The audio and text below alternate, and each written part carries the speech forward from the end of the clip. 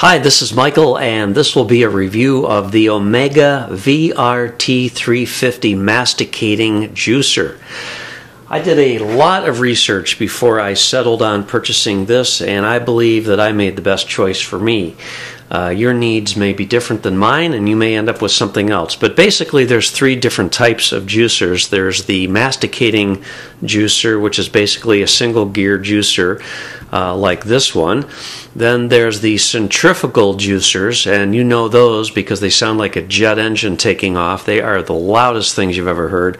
And then there's the twin gear juicer, and they take up a lot of counter space because they're basically long. What I really like about this one is it's vertical, and it just for me makes a whole lot of sense, and hopefully I'll show you why in this review.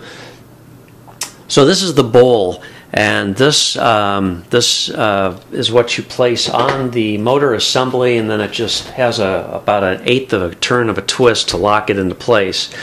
And then these are the strainers. There's two strainers that come with it.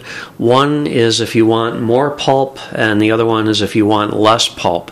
Basically, the only difference between these two is the fineness of the screen, and I believe you can see the clear yellow has a much finer screen than the solid yellow, which has a much coarser screen.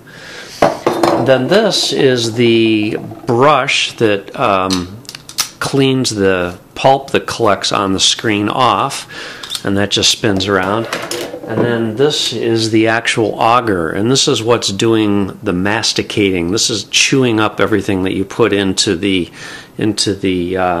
juicer. So basically, to assemble it, you just put these two pieces together, and then you see there's a red dot here, and that helps you line it up on the assembly here. So you put it on like that, and then this is the auger, and again you just drop it in there,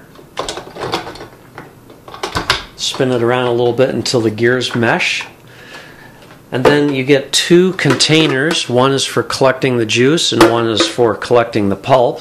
And they just go under. This is where the pulp ejects, and this is where the juice will come out. And this is the hopper. And another nice thing about this is it has a pretty good size hopper in it. This is the plunger that you would use only if you need to.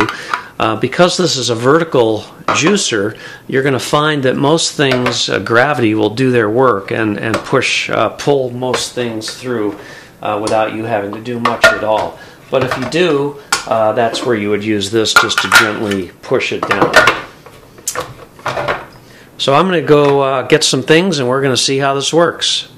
Most people who juice will tell you the two biggest hassles are the preparation, which can take a little while, and the cleanup. In the case of the VRT350, cleanup is very quick and easy, much easier and faster than the centrifugal juicer that I had. And I think most people would agree that the twin gears take a lot more time to clean as well.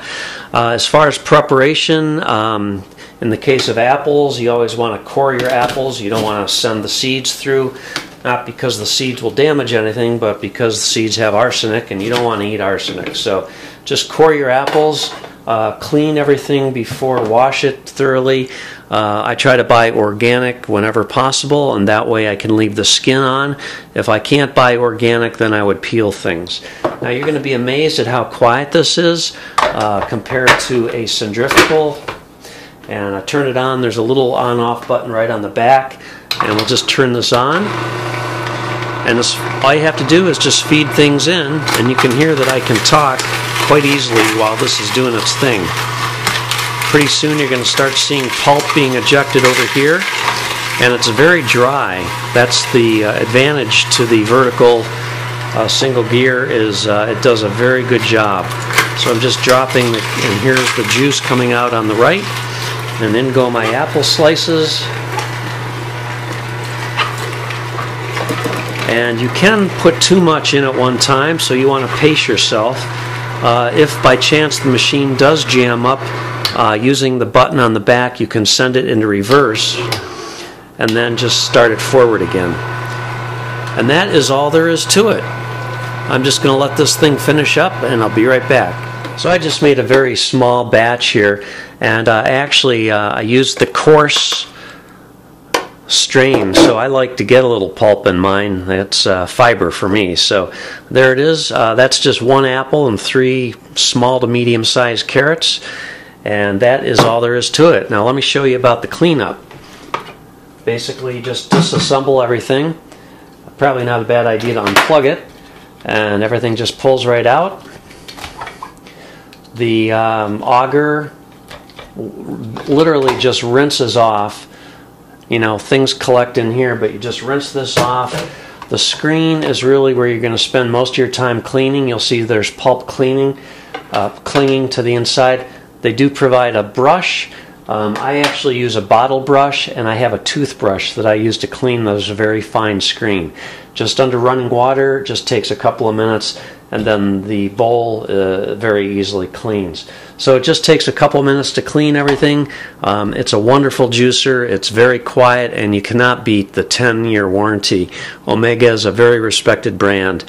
And I just love the fact that I can leave this on my counter and it doesn't take up a lot of space, whereas the other ones like the Champions and those types of juicers, they just take up a whole lot of space.